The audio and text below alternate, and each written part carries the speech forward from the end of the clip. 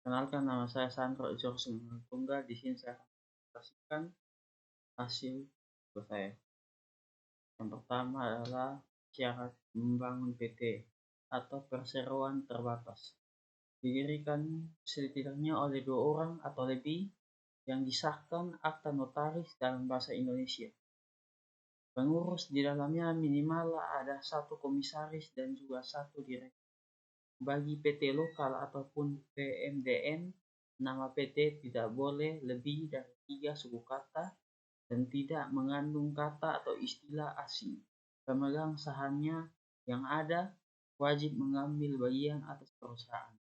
Status PT sebagai badan hukum hanya akan diperoleh setelah mendaftar diri Kemenhukam dan menerima bukti pendaftaran.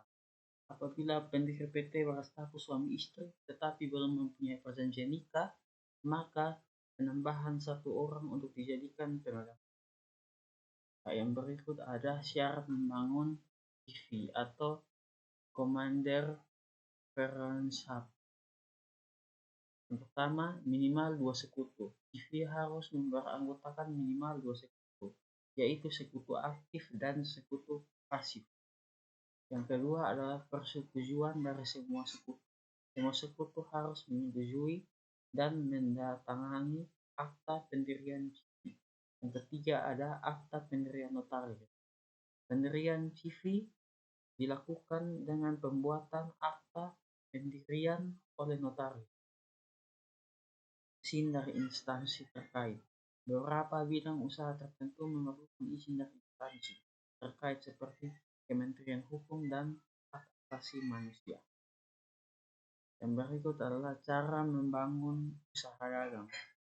Yang pertama, tidak memiliki badan hukum izin supaya dagang mempunyai karakteristik sebagai badan usaha yang tidak mempunyai badan hukum.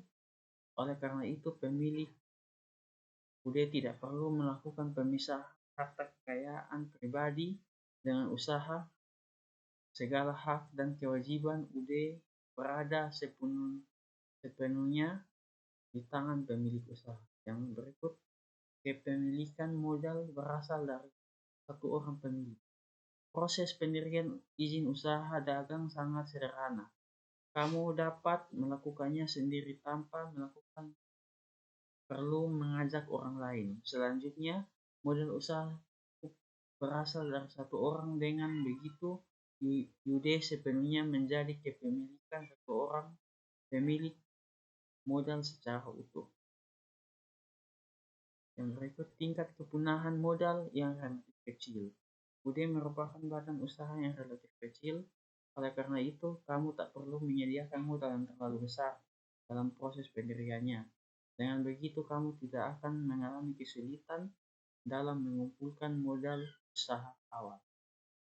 Tata cara pengurusan izin IRT, Item Response Theory.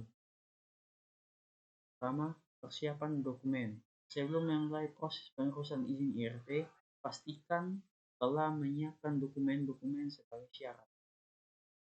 Berikut, mengikuti penyuluhan keamanan pangan PKP setiap pengusaha makanan dan minuman skala IRT wajib mengikuti penyuluhan keamanan pangan yang diselenggarakan oleh Dinas Kesehatan atau BPOM. Pengajuan permohonan.